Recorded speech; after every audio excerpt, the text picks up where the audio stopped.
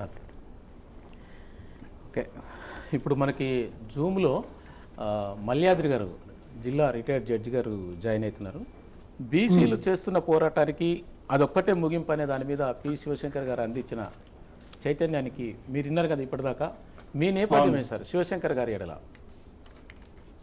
శివశంకర్ గారిని నేను చూడటం జరిగింది. ఓ వెరీ గుడ్. వారు మాట్లాడినప్పుడు వాళ్ళ స్పీచెస్ కూడా విన్నాను.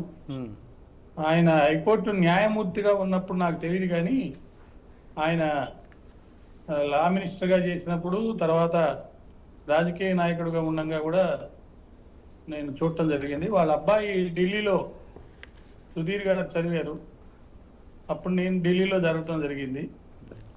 ఎక్కడ ఏం మాట్లాడినా ఆయనకున్నటువంటి అనుభవాలు జీవితంలో, మరి వారికి ఏదైతే అన్యాయాలు అక్రమాలు ఆయనకి జరిగినాయో వాటికి సంబంధించి మరొకరికి జరగకూడదు, వీలైనంత వరకు ఆయనకి ఎక్కడ అవకాశం వచ్చినా తగు రీతిలో మరి న్యాయం చేయాలనే ఒక తపన వారిలో ఉండింది.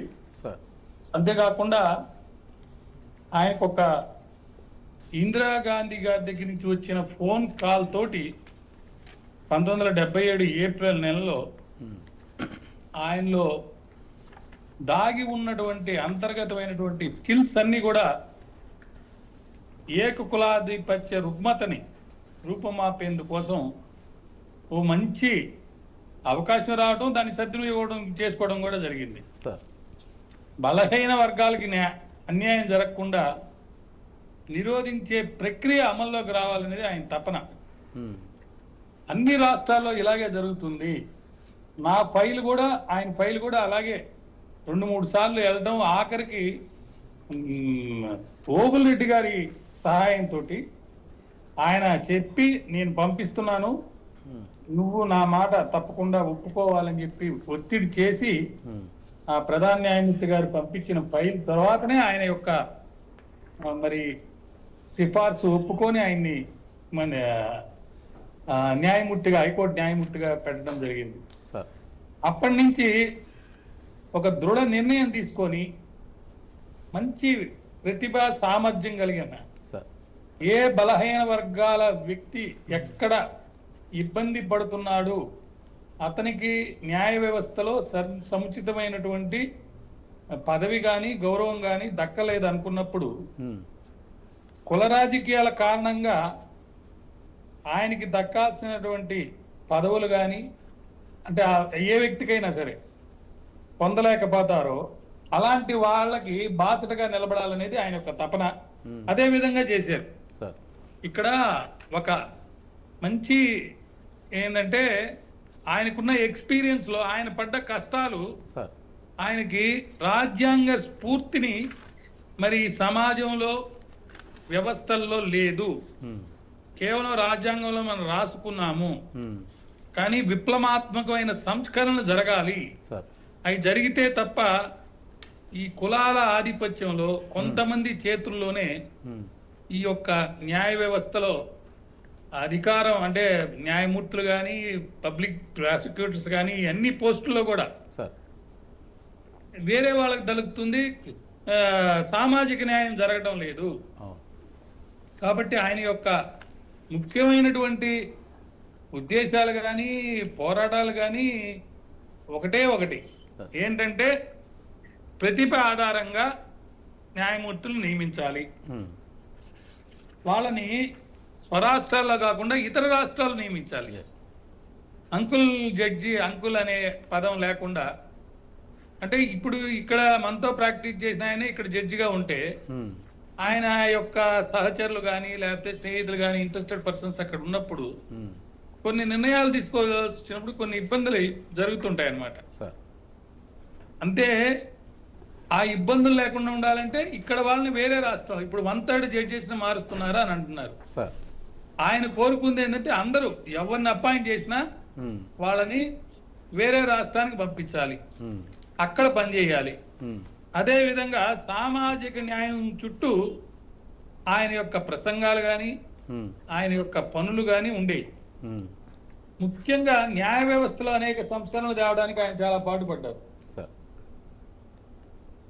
అంటే సమాజంలో ముఖ్యంగా ఈ బీసీ కమిషన్ సిఫార్సులు అమలు చేయకపోవడం కానీ ఉమ్, నిర్లక్ష్యానికి గురైన వర్గాల ప్రయోజనాలని ఉమ్, పక్కకు నెట్టేసి నిర్విద్ధంగా తోసిపుచ్చేసి సార్ వాళ్ళ జీవితాల్ని ఉద్ధరించుకొని ఏదో ఒక విధంగా సామాజిక న్యాయం అందరికి అందుబాటులో ఉండే విధంగా విద్య కానీ ఉద్యోగ రంగాల్లో కానీ ఉమ్, ఆయనకు అప్పుడు ప్రైవేట్ రంగంలో కూడా ఏదైనా అన్యాయం జరుగుతుంటే దాని మీద కూడా పోరాడాలని కూడా కొన్ని సందర్భాల్లో ఆయన చేసినట్టుగా మనం చూస్తాం అన్నమాట.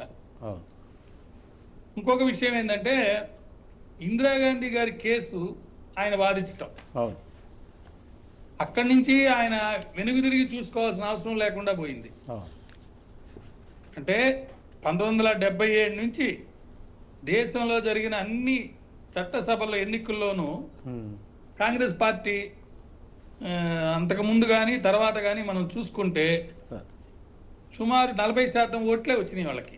ఉమ్, మిగతా 60% ఓట్లు ఎవరున్నారు, ఉమ్, ఏమైంది అంటే వెనకబడిన వర్గాల వారా కాదా, వాళ్ళ యొక్క ఓట్లు మనకు అవసరం లేదా, ఒక చిత్తశుద్ధితో ఒకటి పని చేయాలని అంటే దాని మీద ఒక సమగ్రమైనటువంటి ఒక ఆలోచన ఉండాలి. అది ఉంది ఆయనకి. ఆ విధంగా ఆ నాయకుల్ని కన్విన్స్ చేసుకోవడంలో కానీ మన ఓట్లు పెరుగుతాయి, మన పార్టీ అజేయంగా గెలవాలంటే ఇదిగో నేను చెప్పిన ఈ పనులు చేయాలని చెప్పి ఆయన కన్విన్స్ చేసి మేడంని సార్ జనాభాలో 60 నుంచి 70% మించి ఎందుకు ఓటింగ్ రావడం లేదు జనము, ఉమ్, అది కూడా ఒక సమస్యగా ఆయన తీసుకున్నారు. అంటే ఎలక్షన్ రిఫార్మ్స్ లో కూడా వారి యొక్క అమూల్యమైనటువంటి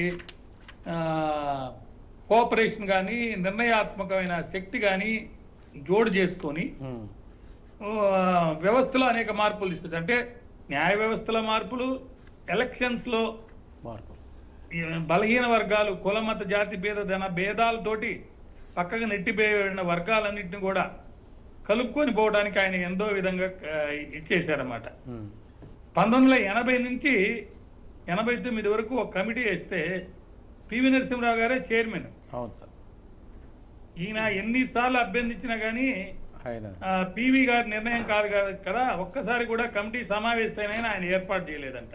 ఆ, అది ఆయన చెప్తూ ఉండేవాళ్ళంట, సార్ అయ్యా ఇది ఎట్లా సమావేశం లేకపోతే ఎట్లా దీని గురించి మాట్లాడదామని అంటే ఉమ్, ఈయన చుట్టూ అదొక వంకలా చూసేవాళ్ళంట.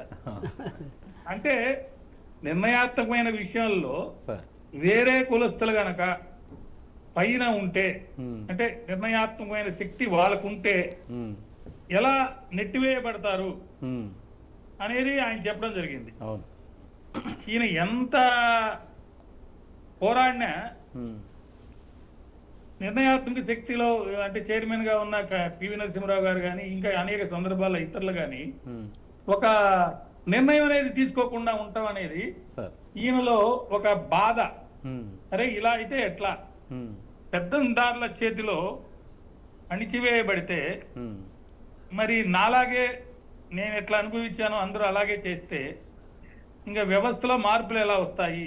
సార్ ముఖ్యంగా ఆయన కోరుకుంది న్యాయ వ్యవస్థలో జడ్జీలుగా వచ్చేవాళ్ళు ఉమ్, కులమత జాతి భేదాలు లేకుండా సమర్థత మీద రావాలి.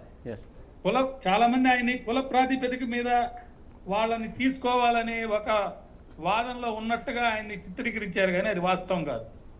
ఆయన కోరుకుంది ప్రతిభ కలిగినటువంటి వెనుకబడిన తరగతుల వారు కానీ ఇతరులు కానీ వాళ్ళని పెత్తందారులు అయిన వాళ్ళు కానీ అగ్ర కులాలు కానీ నొక్కివేస్తున్నాయి.